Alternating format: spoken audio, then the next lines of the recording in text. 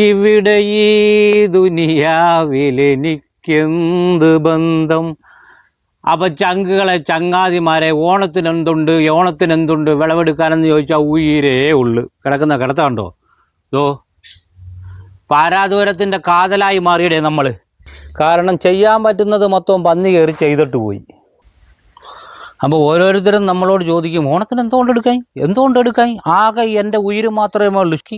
ശരീരം ഫുള്ള് തകർന്നേ, ഉയിര് മാത്രം ബാക്കിയായി. അതായത് ഇപ്പം പിന്നെ ചെറിയൊരു ആശ്വാസം, ഈ പറഞ്ഞതുപോലെ ഒരു പൊട്ടും പൊടുക്കുവാണെങ്കിലും ഓണത്തിന് കിട്ടിയില്ലെങ്കിലും ഓണം കഴിഞ്ഞെങ്കിലും കിട്ടും, നമുക്ക് വീണ്ടും അവസരം ഉണ്ടെന്നുള്ള ചിന്തയിലാണ് മുമ്പോട്ട് പോകുന്നത്. കാര്യം നമ്മളെ ഈ കഴിഞ്ഞ ഒരൊറ്റ കൊല്ലം കൊണ്ട് മാക്സിമം കുറേ ഹോസ്പിറ്റലുകാർ നമ്മളെ നല്ലതുപോലെ ഇട്ട് പരിശ്രമിച്ചു, നമ്മളെ ഒന്ന് റെഡിയാക്കി എടുക്കാൻ. എല്ലായിടത്തും പറയും ഇപ്പം ശരിയാക്കി തരാം, ശരിയാക്കി ഒരു കൊല്ലം കുനിയാനും വയ്യ നൂരാനും വയ്യ. കുറച്ച് തക്കാളി കിടക്കുന്നുണ്ടോ? നമ്മൾ അന്ന് ചെയ്തിട്ടിട്ട് പോയിട്ട് നമുക്ക് ഇറങ്ങാൻ പറ്റാത്തതിൻ്റെ അവസ്ഥയിൽ ഈ പരുവത്തിൽ കിടക്കും. അതിനകത്ത് ഇനി തക്കാളി എവിടെയാണെന്താന്ന് എങ്ങനെ അറിയും? അതിനകത്ത് കിടക്കുന്ന തക്കാളി അങ്ങോട്ട് കയറിപ്പോയാൽ പോലും കാണാൻ പറ്റൂല. ഇങ്ങനെയൊക്കെ കണ്ടാൽ മതി. കാര്യം പെരും കാടിനകത്തായിപ്പോയി, തക്കാളി മൊത്തവും ചീഞ്ഞും പോയി. തക്കാളി ഫുള്ള്, ഈ പണം ഫുള്ള് തക്കാളിയായിരുന്നു. തൈകളെല്ലാം നമ്മളെ 5 രൂപ കൊടുത്ത് മേടിച്ച് വെക്കുന്നതാണ്. അതേപോലെ ഈ ചേനട്ടേക്കുന്നുണ്ടോ? ഒരു പൊടി സ്ഥലം പോലും നമ്മൾ വേസ്റ്റ് ആവാതിരിക്കാൻ വേണ്ടിയിട്ടാണ് ഇതൊക്കെ ചെയ്തു വെച്ചേക്കുന്നത് നമ്മളെ. അപ്പോൾ അതുകൊണ്ട് ഇത് മുന്നോട്ട് കൊണ്ടുപോകണ്ട, ശരീരം കൊണ്ടും വയ്യ. നല്ലൊരു സംഖ്യ ലോൺ എടുത്തിട്ടാണ് ഇപ്പോൾ ഈ കൃഷി ചെയ്തേക്കുന്നതും നമ്മൾ ചികിത്സിച്ചേക്കുന്നതും. പല വിധേനയൊക്കെ നമ്മുടെ ചേന ഇത്രയും പന്നി കൊണ്ടുപോയി എന്ന് കണ്ടപ്പോൾ നമ്മളൊരു ജോലിക്കാരനെ പറഞ്ഞു വിട്ട് ഒരു ദിവസം നിന്ന് അത്രയും ഭാഗമൊക്കെ അവൻ മറച്ചെടുത്തു.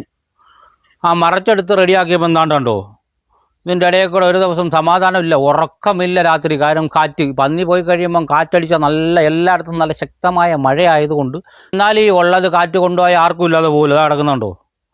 കാരണം ഇതിനൊന്നും വാഴവിത്ത് നേരത്തെ നമുക്ക് കൃഷിഭവനിൽ നിന്ന് വാഴവിത്തിൻ്റെ പൈസ കിട്ടുമായിരുന്നു. ഇപ്പോൾ 1 രൂപ അങ്ങനെയും കിട്ടിയതല്ല. ഇതെല്ലാം കൈമുതലെന്ന് പറഞ്ഞാൽ കയ്യിലെങ്ങും മുതലൊന്നുമില്ല, എന്നാലും ലോണില്ല. നമ്മളെ ആ ഭാഗം ചേന കഴിഞ്ഞാൽ ഇവിടെ നിന്ന് അങ്ങോട്ട് ഫുള്ള് വാഴയിടയിൽ ചേമ്പ. ഇതെല്ലാം കൂടെ പന്നി കയറി നശിപ്പിച്ചിട്ട് പോയാൽ. അപ്പോൾ അതുകൊണ്ട് സമാധാനമില്ലാതെ പോയിക്കൊണ്ടിരിക്കുന്നത്. ഇനി എന്തായാലും ഞാൻ ഈ പറഞ്ഞില്ലേ, ബാക്കിയൊക്കെ ഓൾറെഡി ഇരിക്കുന്നതുകൊണ്ട് വിട്ടുകൊടുത്തേക്കോ, അല്ലെങ്കിൽ പിന്നെ ഞാൻ പലതുമൊക്കെ ചെയ്തു പോകും. ആ ഒരു സിറ്റുവേഷനിലാണ് പോയിക്കൊണ്ടിരിക്കുന്നത്. ഇനി പന്തലി കിടക്കുന്ന കാണിച്ചു തരാം. കാരണം നമ്മൾ ആ വയ്യായിക കുറച്ചായെങ്കിലും നമ്മൾ ആ നല്ല ക്രിട്ടിക്കൽ വരുന്നതിന് മുമ്പേ വെച്ചതാ കുറച്ച് പടവലം. വന്ന് ആദായം എടുക്കാൻ പോലും നമുക്ക് പറ്റാത്തതിൻ്റെ പേരിൽ ഒരു പടവലം കിടന്ന് പോയാണ്ടോ ഫുള്ള് നശിച്ച്. അതേപോലെ കണ്ട കുറച്ച് പയർ നമ്മളെ ഈ ഭാഗത്തായിരുന്നു നമ്മളെ മോള് ചീരയിട്ടത്. അന്ന് എല്ലാവരും പറഞ്ഞ് കൊച്ചിനെ ഇറക്കുന്നത് നോക്കിക്കോണം. അന്ന് എനിക്ക് നല്ല വിശ്വാസമായിരുന്നു ഇതിനകത്തൊന്നുമില്ല എന്ന്. ഇന്നതല്ല, ഇന്ന് പെരും കാട്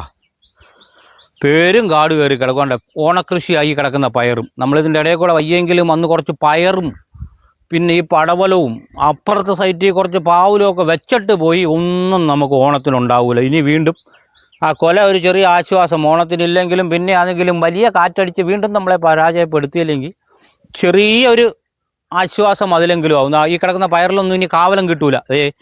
എല്ലാം കൂടെ പന്തലിൻ്റെ മേലെ കയറി കിടന്ന് കുരുങ്ങി മറിഞ്ഞ് ആകെ ഇല മാത്രമായി. ഒരു പൂ പോലും വീണാൽ ഇത് കായ്ച്ചു കിട്ടൂല. അപ്പം നമ്മൾ ശക്തമായി വീണ്ടും വരണമെന്ന് ആഗ്രഹിക്കുന്നു. അപ്പോൾ എന്തായാലും നമുക്ക് ഇത് വീണ്ടും ഒന്ന് റെഡിയാക്കി എടുക്കാമെന്ന് വിചാരിക്കുന്നു. ഓക്കെ, അപ്പോൾ ബാക്കി നമുക്ക് ഓരോ ദിവസമായിട്ടൊക്കെ ചെയ്യാം.